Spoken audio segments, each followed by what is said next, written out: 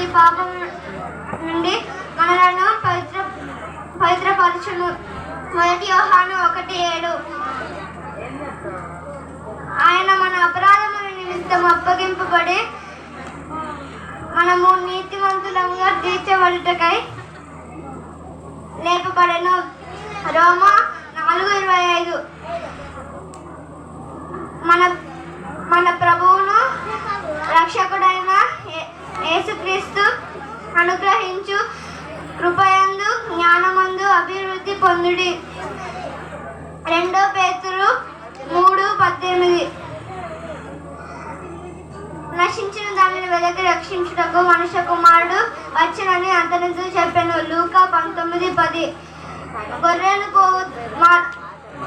పోవు ద్వారము నేనే. యోహాను 10:8. మీరు విశ్వాసము ద్వారా కృపచేతనే రక్షింపబడి ఉన్నారు. ఇది మీ వలన కలిగినది కాదు, దేవుని వరమే. ఎఫెసీ 2:8. ప్రభువు సమ్ముఖముగా నుండి విశ్రాంతి కాలములు వచ్చును. అపోస్తలుల కార్యములు 3:19. ఒకని ఎడల ఒకడు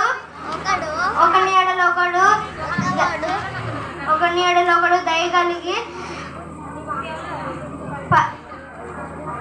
కరుణా హృదయులై క్రీస్తు యేసు దేవుడు మిమ్మును క్షమించు ప్రకారము మీరును ఒకరినొకరు క్షమించుడి. ఎఫెసీ 4:32. Thank you.